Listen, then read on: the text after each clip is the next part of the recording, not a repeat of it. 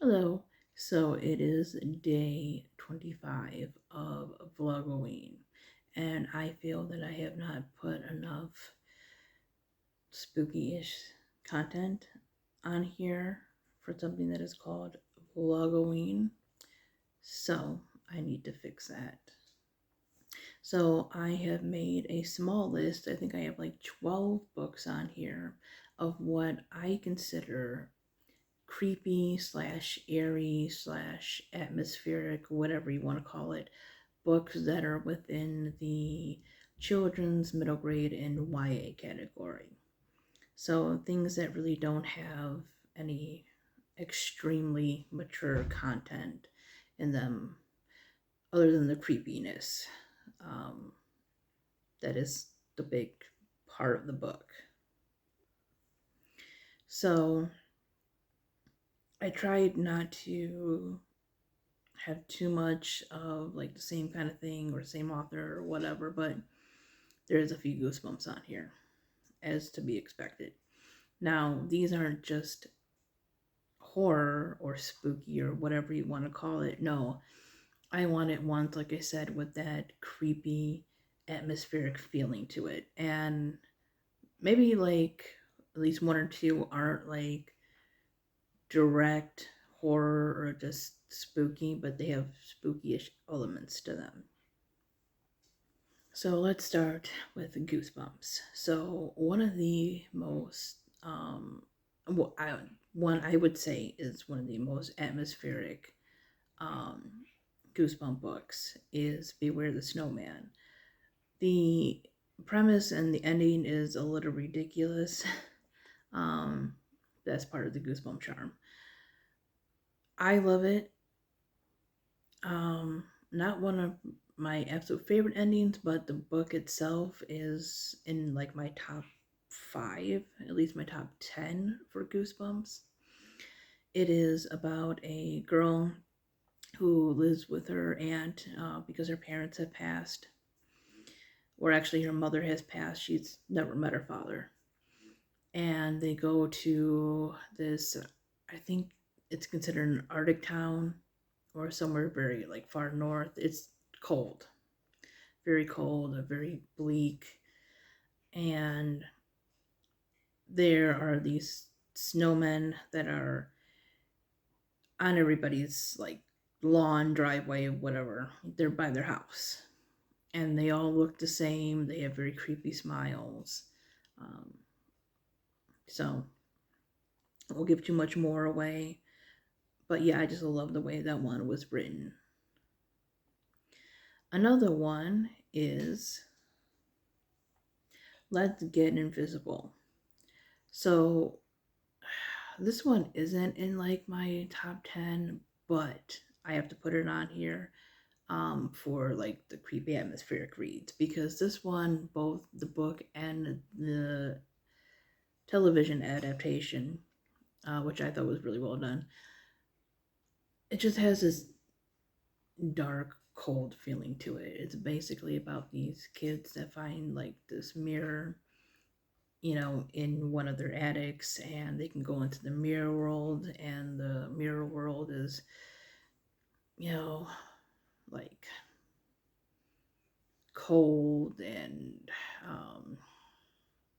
foggy, and it's just it's the world inside the mirror, so it's very cold and everything. And yeah, if you're looking for something that's not set in a cold place like the other one is, but still has that eerie feeling to it, I would recommend that one. Next is Welcome to Dead House, which is the first of the Goosebump books. And this one is different tonally. And that's because the author didn't really know how to write horror for children at the time, like where the humor should come in and stuff like that. That's why it's a little different than the later books, which are still spooky for kids, but has a little bit more of a humor element to it. So, Welcome to Dead House, I guess you would technically say it's more like a zombie book. You're kind of presented as like the living dead, especially in like the um, episode, the TV adaptation. The thing is, when you read the book, it felt more like a vampire book to me. It just gave that creepy feeling, like um, it's kind of hard to compare it to anything because this is technically a middle grade book, but like those atmospheric feelings you get if you watch something like 30 Days of Night or something, but obviously very, very toned down for children.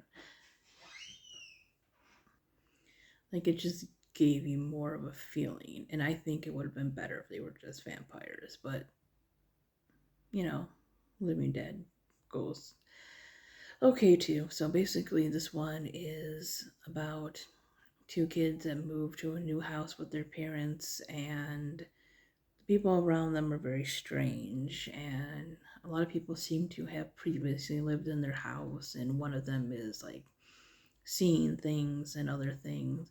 I really enjoyed it. It's one of my favorites, but like I said, it's very different from a lot of the other ones. It's much more darker. So the next two are in my top five. In fact, they're within like my top three. So one that's technically not exactly horror or deeply spooky, despite the fact that it is a Goosebumps book, but it is like one of my absolute favorites, and that is Legend of the Lost Legend. There are parts of this one that is both adventurous and really spooky at the same time, like getting chased by like a giant cat, or just being lost in general in a foreign place, a place that you have no idea what's going on, missing parents, etc. So this is about two kids who go with their father to what is supposed to be like a European country. Basically, it's made up, but it's inspired by like Europe, basically. And he's a writer, and he's looking for this legend that is called the Lost Legend. And like I said, this one is a little bit more on the fantasy side, but there are still obviously very scary elements to it. And just that creepiness of the unknown, of being lost and stuff. And I really enjoyed the. I know a lot of people don't like it. I think it's one of the best ones. And then the last one, this one is creepy in the sense of survival, of having to watch your back, of dreading what's to come and everything, and that is The Beast from the East. And this is about a girl who, she and her family are, if I remember correctly, they're going through like a forest. I can't remember if they're camping or whatever. But anyways, she kind of ends up losing her brothers and everything, and she comes upon this um I would describe it as like a twisted Dr. Seuss-ish forest, right? There's like trees of strange colors and everything, and then she meets these beasts that want to play this game with her, and she gets to live basically if she can make it through to the end. Uh, yeah, another one in my top three. Again, it's these books aren't ones that have like jump scares or anything. It's just the surroundings, the settings, the what's going on that's really scary. Some of that, you know, can be applied to real life if you take away like the monster thing, right? Because being lost in the woods, obviously, and survival, and trying to make it through the dark and everything is, obviously pretty scary. So yeah, Um, those are some of my favorites in Goosebumps. My top three, um, and I didn't mention one of the other ones because it's really not spooky, atmospheric, but um, top three is probably like Legend of the Lost Legend, Egg Monster from Mars, and then Beast from the East. Love those three. So I guess honorable mention uh, to the other ones that are not part of this list, but you still should go and read because I recommend them.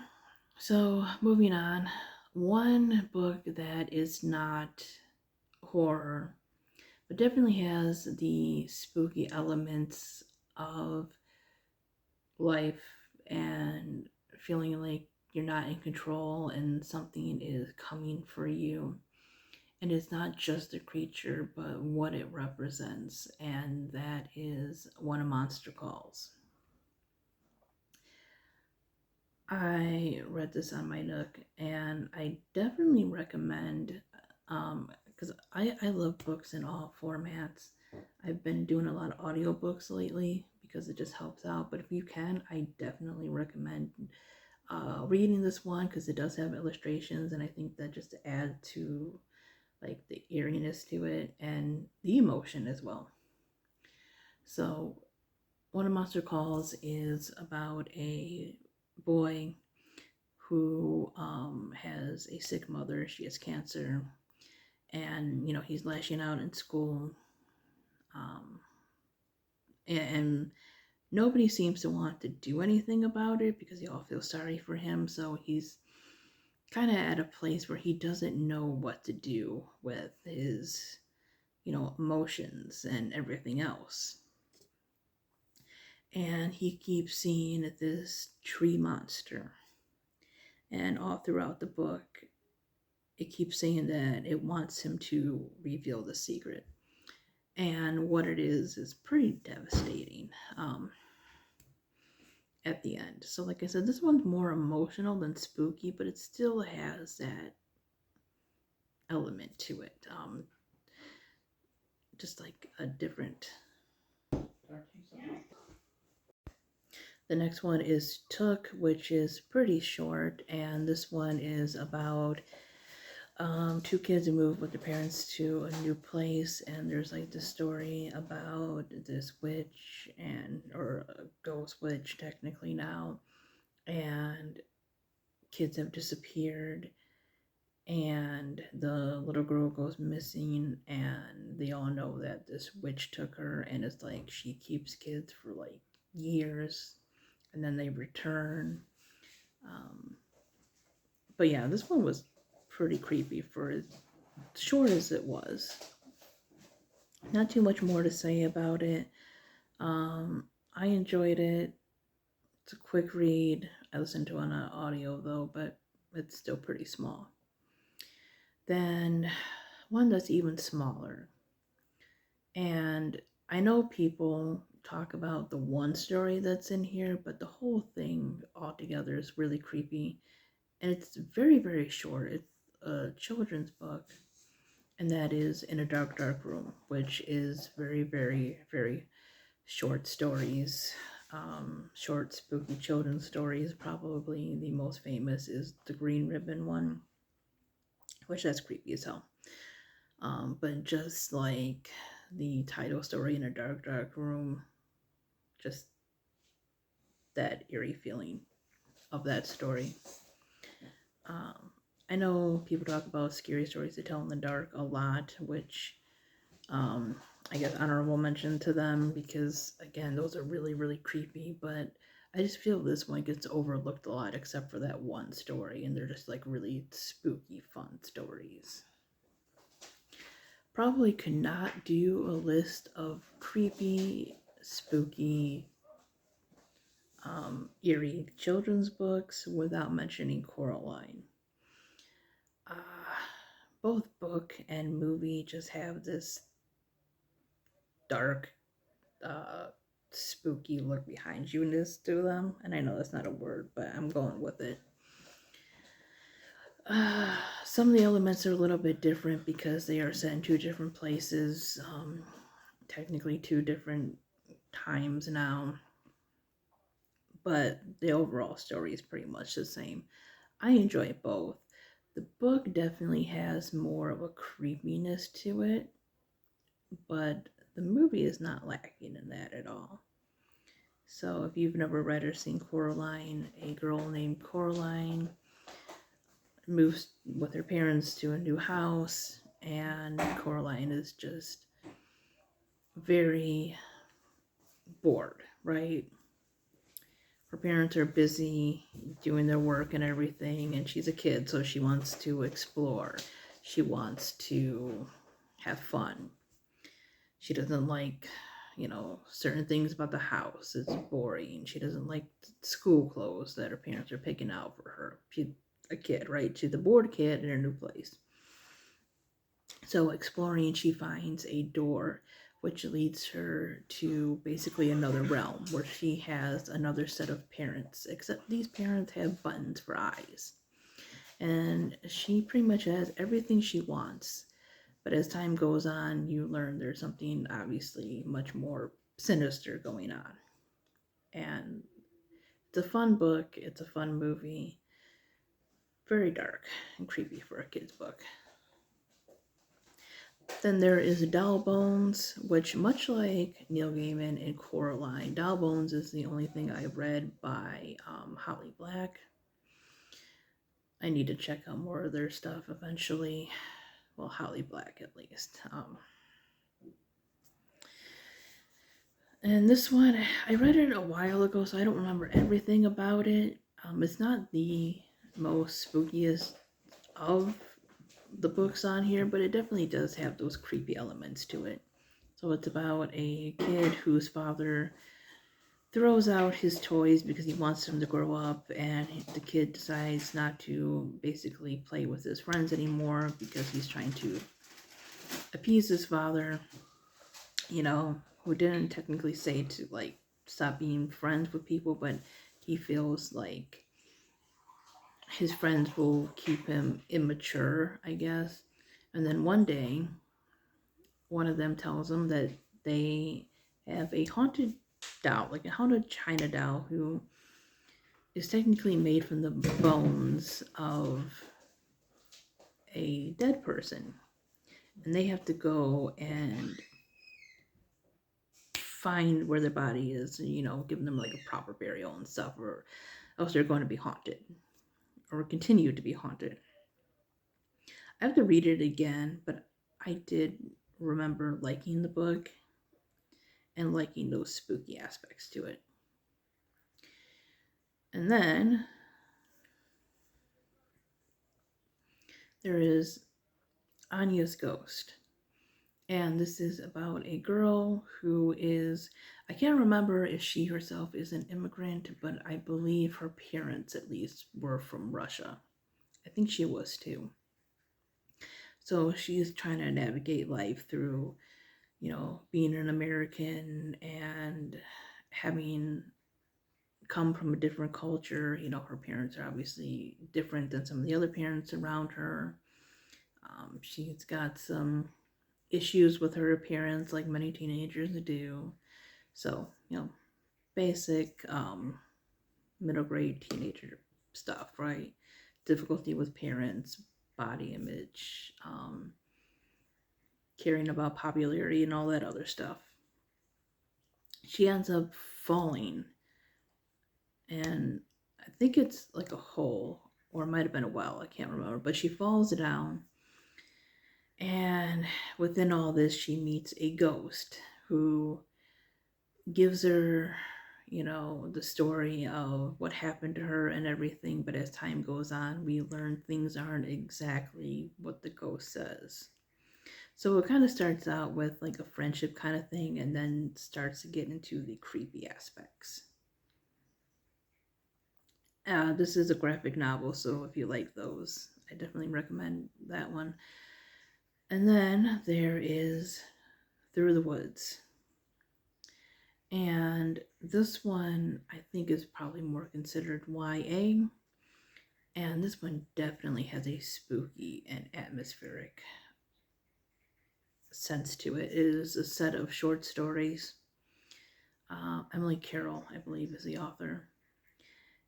There is one about these sisters. I think there's three sisters. There's at least two, maybe.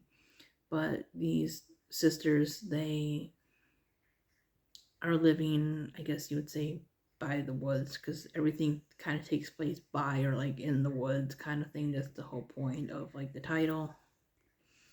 And their father goes out to, you know, I think hunt or something like that. It's obvious that the story is kind of taking place like probably a while back, in some years. And he gives them instructions like if he doesn't come back, do this or that.